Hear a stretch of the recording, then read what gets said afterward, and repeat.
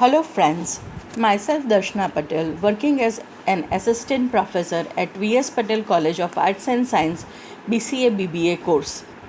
I am over here to teach RDBMS. This is the first video of my lecture series on Relational Database Management System.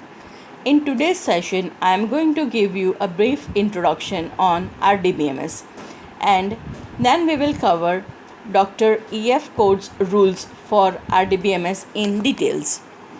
So now let's start with what is RDBMS. What is RDBMS? RDBMS stands for Relational Database Management System. RDBMS is a database management system based on relational model defined by E.F. Code. We are going to look at the EF Code's model in next topic. Data is stored in the form of rows and columns. So as shown in figure, the student's information is stored in student's table in the form of rows. That is, the record of each student is stored in the form of row, and each row consisting of several columns. Similarly, the first name column will store the first name of all the students. The relations among tables are stored in the form of tables. That means student table and course table has a relationship. Why? Because student enrolls in a course. Now this relationship is also stored in the form of table. That means in RDBMS everything is stored in the form of table. Each student is enrolled in a course and the relationship is shown in the figure, where both the tables have common column, that is course ID. RDBMS uses normalization technique to avoid redundancy in table. So what is redundancy? Redundancy means storing same data at multiple locations. Now when we use normalization technique, that means when we normalize our database, when we normalize our tables, then there are minimum chances of duplication of data. So normalization is the process of breaking down the larger table into smaller tables and then linking this table using relationship. Thereby, it removes the abnormalities related to insertion, updation and deletion. Now since the table is normalized, there will not be any problem related to insertion of data or updation of data or deletion of data. We had already covered normalization in detail in our DBMS subject. Now some of the examples of relational database management systems are SQL Server, Oracle, MySQL, etc. Features of RDBMS. First, the data is stored in tables. The data persists in the form of rows and columns. It creates index for quick data retrieval. So what does this mean? So index in RDBMS is similar to the index at the end of the book, where topics are arranged in alphabetical order and the page number is written besides it, so that the topic is quickly and easily searched. In the same way, the tables in RDBMS have indexes created on primary key, so that the data can be quickly and easily retrieved. Next, it allows various types of data integrity. So what is data integrity? Data integrity refers to the accuracy and consistency of data. Data integrity can be achieved through entity integrity, referential integrity, and domain integrity. This we had already seen in DBMS. Next, it provides facilities like primary key, unique key to identify each rows. So what is primary key? Primary key is a column or combination of columns used to uniquely identify all the records within a table. Similarly, unique key is also a column or combination of column that is used to uniquely identify all the records within a table. Next, relationship among tables is created by sharing common column in two or more tables. we had seen in first slide that there is a relationship between a table between student table and course table. Why? Because student enrolls in course, so there is a common column between student table and course table, and the common column is course ID. So thus this means that the relationship between the tables is created by matching primary key in one of the table with foreign key in second table.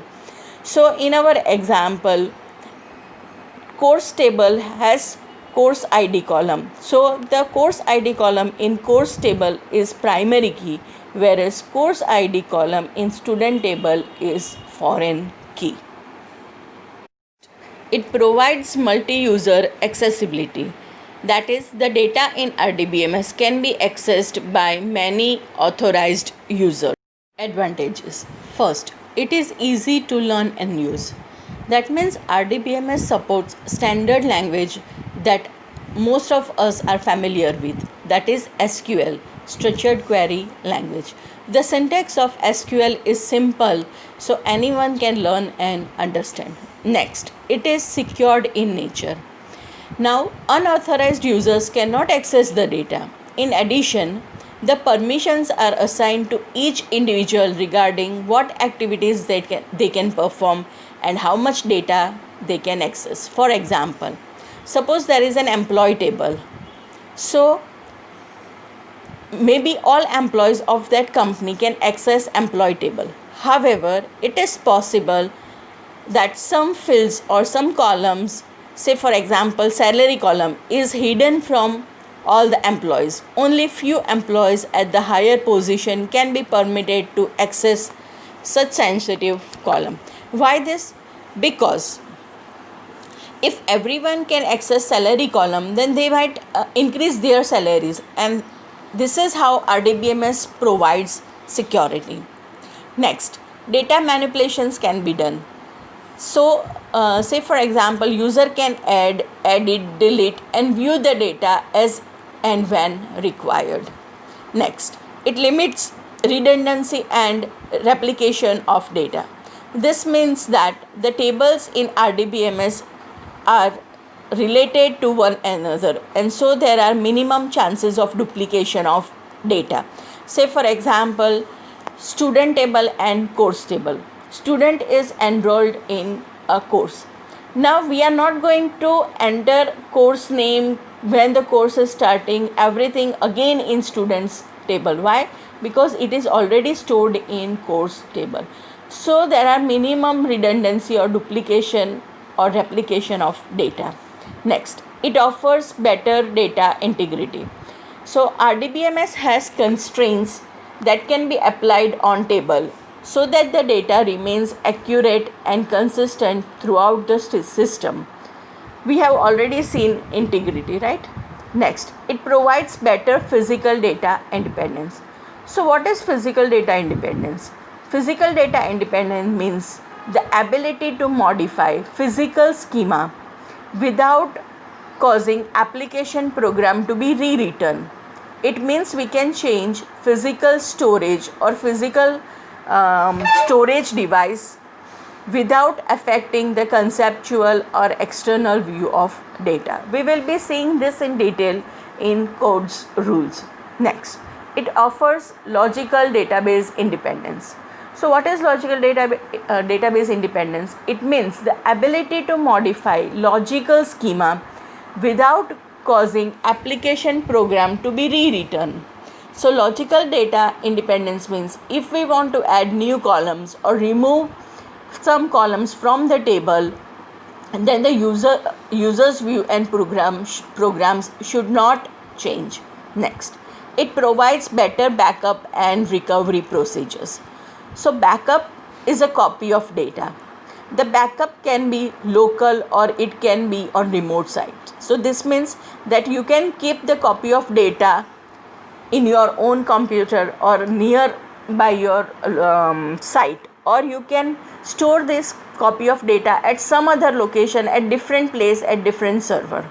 Now the backup of data is taken to safeguard against unexpected loss and application error. So what does this mean? Suppose if original data gets corrupted, or due to some reason we lose the original data. So if we have backup, then we can obtain the original data without any loss. So RDBMS software provides backup and recovery operations so that if system failure occurs, then the data can be recovered. Next, it provides multiple interfaces. So what is interface? Interface means the platform through which user can interact with database. So many user-friendly interfaces are available in the form in different forms, such as forms, graphical user interface, natural language interface. Next, multiple users can access database. This means that more than one user can access a database at any given time. So if the data is being changed or updated by a user, then RDBMS provides locking mechanism so that when one user is changing a particular record, then other user cannot access that record at the same time. And the last is maintenance. With RDBMS, maintenance is easy. A built-in automation system or automation tool is available, and with the help of this, database administrators or technicians can maintain, repair, control, test, and even back up the database. Disadvantages. First, cost. Cost can be in terms of hardware and software. Cost can be in terms of staff training. Cost can be in terms of data conversion. So let us look at each of them in detail. First, cost of hardware and software. For RDBMS, it is mandatory to have high-speed processors and also a large amount of memory size, because nowadays there is a large amount of data in every field which needs to be stored safely and with a security. The requirement of this large amount of space and a high-speed processor needs an expensive hardware and expensive software too. Next, cost of staff training. Educated staff such as database administrator, application programmers, data entry operations who maintain the database management systems are required. Now, a huge amount of salary needs to be paid to such experts. Now, if we don't hire experts, then we will have to train our staff for performing RDBMS operations, and that also involves a huge amount of cost. Next is cost of data conversion. Once the database is set up, you need to enter information into the database or import it from existing records. This can be time consuming and thus can be expensive. Also, there is a need to hire database system designers for data conversion, and we have to pay a lot of money to such database designer. Other cost, say for example, if our database is going to contain sensitive information like credit card number or Aadhaar card number, you will need to ensure the information is secured against unauthorized users, which adds another layer of cost to the implementation. Next, limitation in structure. What does this mean? Now, many relational database system imposes or sets limit on the length of the data field. So if you enter more information into a field, then it can accommodate, then the information will be lost. Say for example, suppose the maximum size for character data type is 2000 bytes. So if a user wants to enter more than 2000 bytes for that field, then the data cannot be stored in that field. Next, isolated information. Because relational database can use large number of tables, there is always the risk that some information may be lost or forgotten, usually when there is a transfer from one system to another. This is usually problem for large organization where they use different database system. Introduction to Codd's rules. Dr. E.F. Codd was a computer scientist who invented relational model for database management. Codd's 12 rules are actually a set of 13 rules numbered from 0 to 12. These rules were proposed by Dr. Edgar F. Codd. According to him, a database must obey Codd's rules in order to be regarded as a true relational database. So if suppose I want to say that Oracle is an RDBMS, then I cannot simply say that it is RDBMS.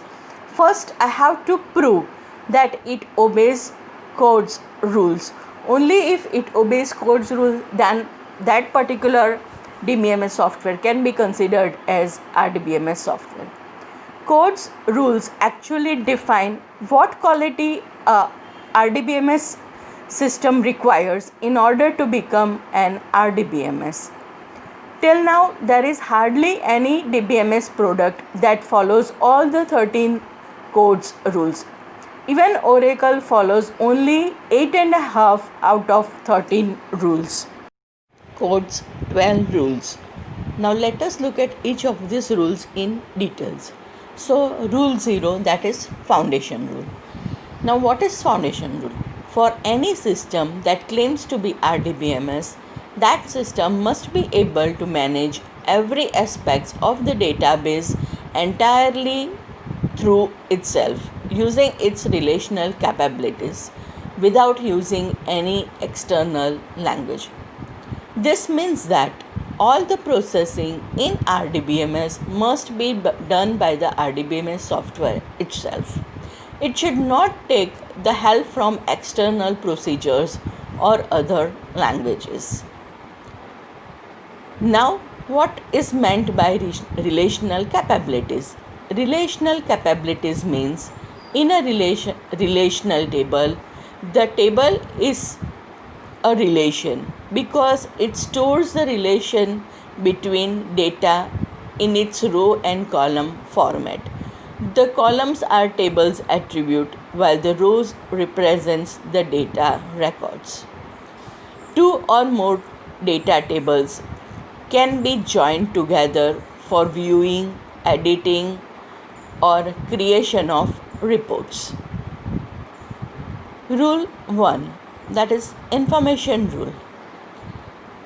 This rule says that all information in the relational database is represented in exactly one and only one way, that is by the values in table.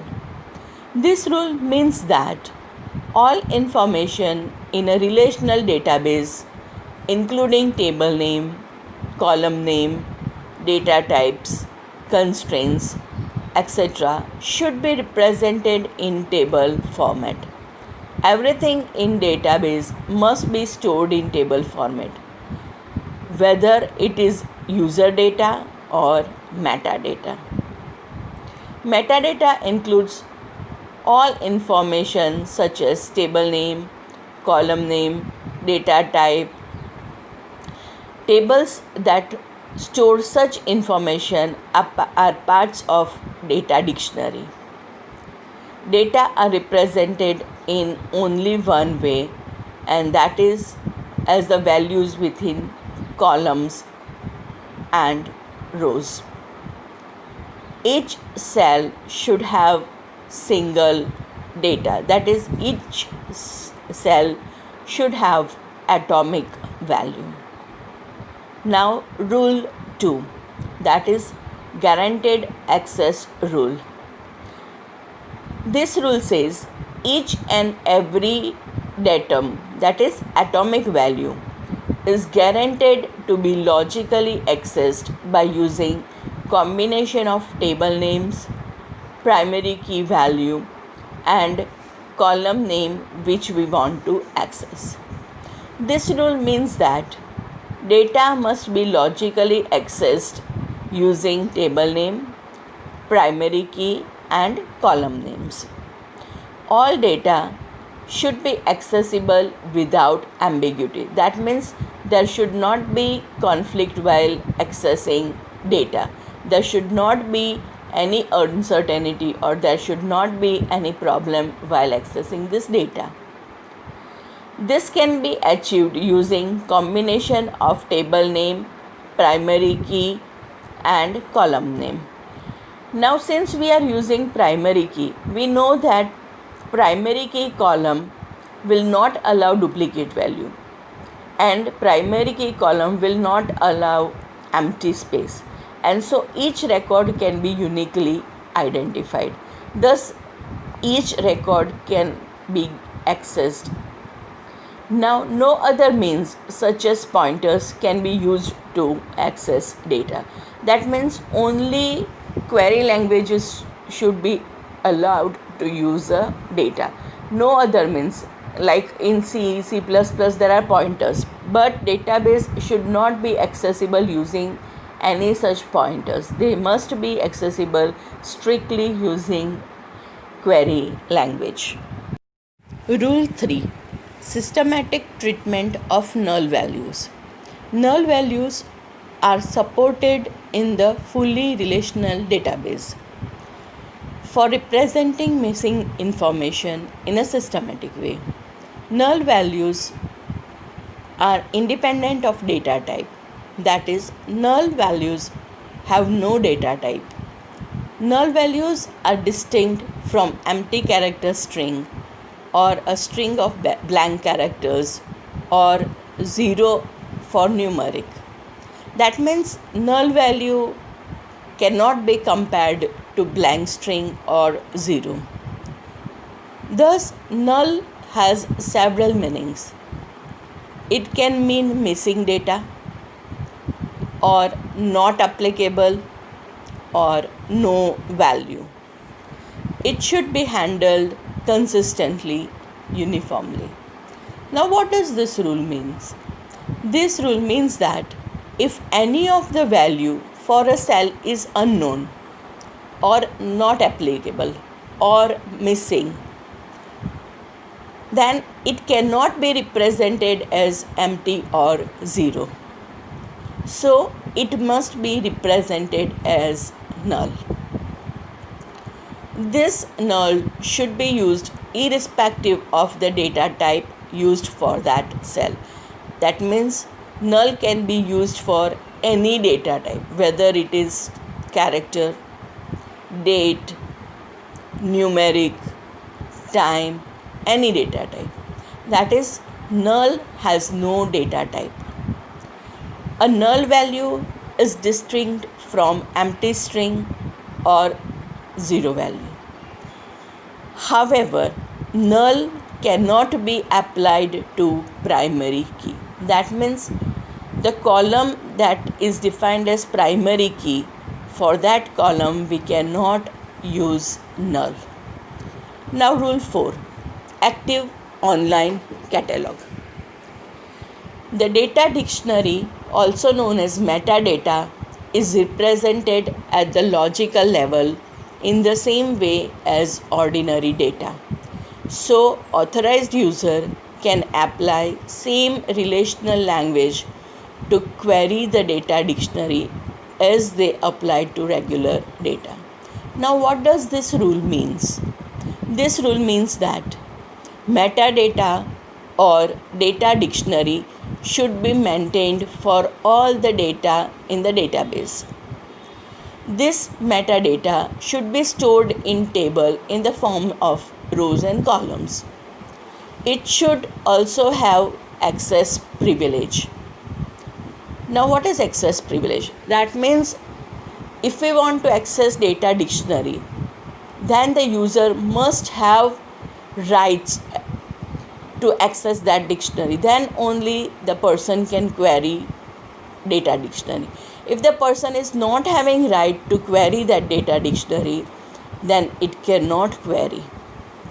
Next, in short, this metadata or data dictionary should also obey all the characteristics of a database. Also, it should have correct, up-to-date data.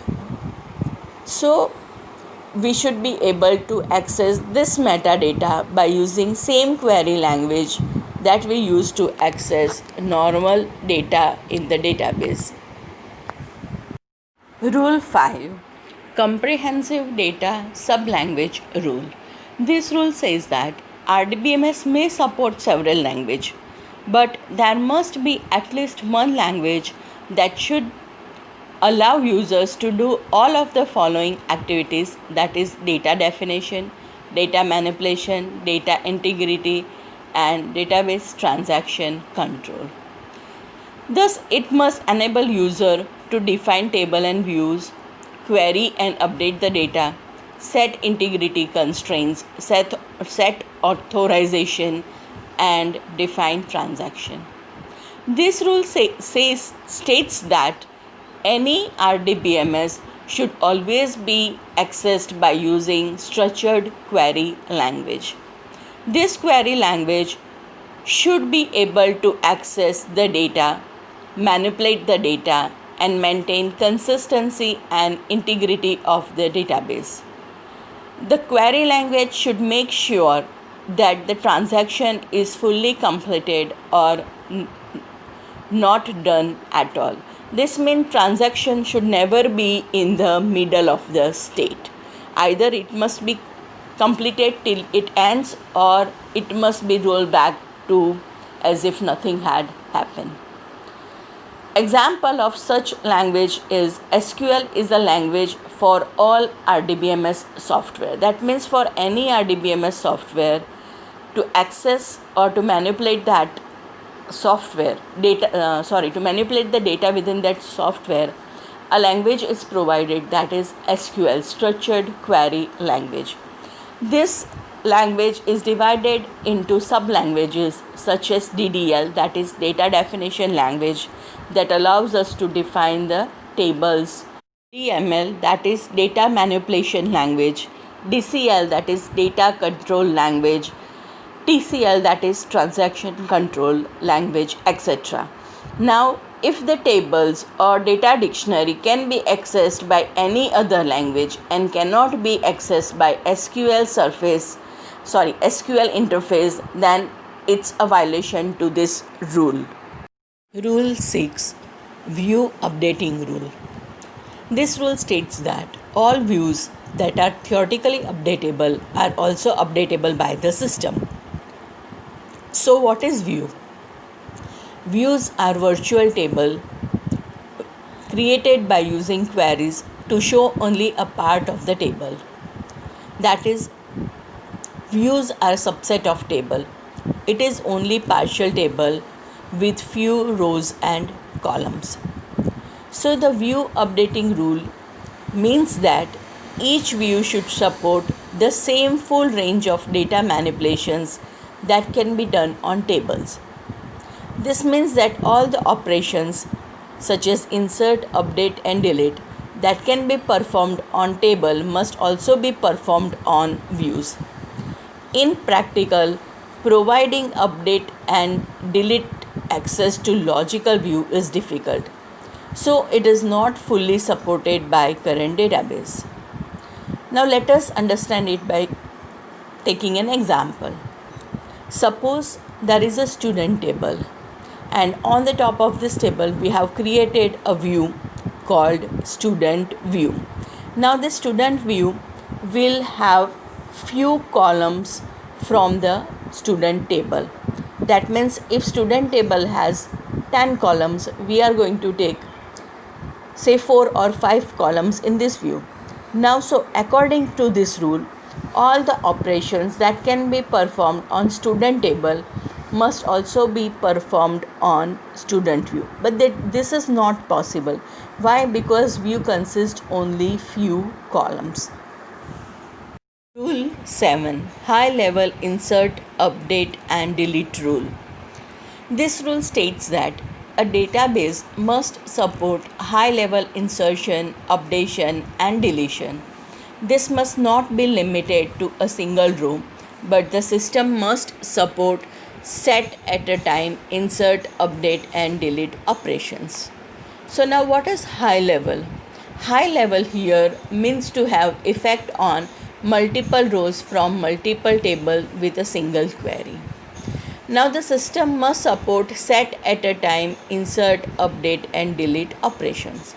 This means that data can be retrieved from relational database in a set consisting of data from multiple rows and or multiple table. Thus, this rule states that insert, update, and delete operations should be supported for any retrievable set rather than just for a single row in single table. Apart from this, it must also support union, intersection, and minus. Now let us look at an example. Suppose employees get 5% increment in a year. Now this increment is applicable for all the employees. Hence the query should not be written for updating the salary one by one for thousands of employees. A single query should be strong enough to update the entire employee's salary at a time. Rule 8, Physical Data Independence. This rule states that any change in physical schema of a database must not have impact on how the data is being accessed by conceptual view or external applications. So, the physical data independence means that the user or application programs are isolated from the physical method of storing and retrieving information from the database. Now, the alteration of physical schema may include using new storage device or using different data structures or switching from one access method to another or using different file organizations or storage structures. The physical data independence exists in most of the database because the exact location of data on the disk, the hardware details of storage encoding, the compression, the merging of records, etc. are hidden from the users, and the SQL commands the users execute are independent of the location of the database. The physical data independence deals with hiding the details of storage structure from users' applications. For example, in case we want to change or upgrade the storage system or we want to replace the hard disk, then these activities should not have any impact on the logical schema or external schema. For example, if the data stored in one disk is transferred to another disk, then the users viewing the data should not feel the difference or delay in access time. They should feel as if they are accessing the data as they were accessing before. The user should be able to access the data as they were accessing before. For example, the location of database, if changes from C drive to D drive, will not affect the conceptual view or external view, as the commands are independent of the location of the database. Rule 9, Logical Data Independence. This rule states that application program and terminal activities remain logically unaffected whenever any changes are made to the logical view. Logical view is also known as conceptual schema. So this rule means that alteration in conceptual schema may include addition or deletion of entities, that is tables, attributes, that is columns, or relationships, that is primary key, foreign key. And this should be possible and this should be done without altering existing external schema or without having to rewrite application program. This means when we make any changes to the conceptual schema, then application program must not be affected. Now we may change the conceptual schema to expand the database or to change the constraint or to reduce the database. The external schema must remain unchanged for most of the changes in logical schema. This is specially desirable as application software does not need to be modified. For example, if two tables are merged or a table is split into different tables, there should not be any impact or changes to the user's application. Now, this is one of the most difficult rule to be applied because application program are closely tied to conceptual schema. Rule 10, Integrity Independence.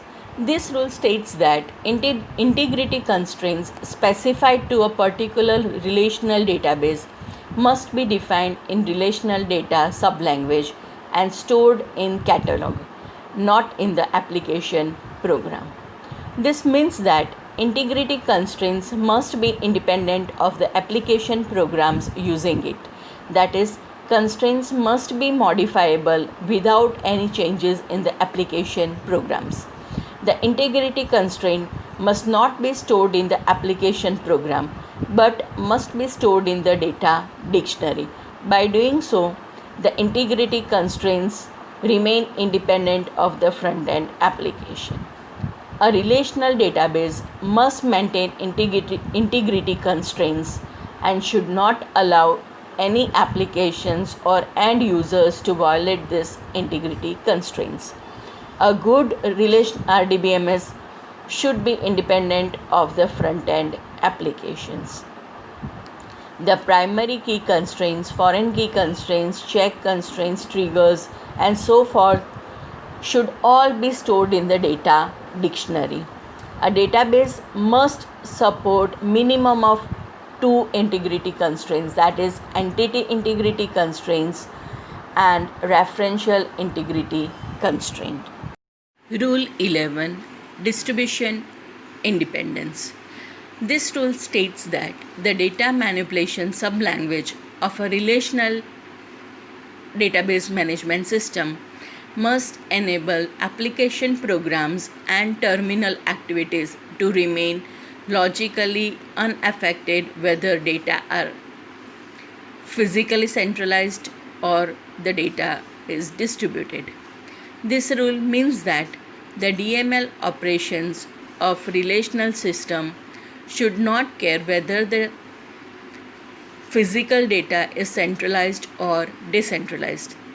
The database should continue to work properly even if it is on a single system, on a local computer, or if the database may be distributed across a network of systems remotely. The end users must not be able to see that the data is distributed over various locations. The user should get the impression that the data is located at one site only. Even if the data is located in different servers, the accessibility time should be comparatively less. The user should feel that the data is coming from one place. This rule has been regarded as the foundation rule for the distributed database management system. Rule 12, Non-Subversion Rule.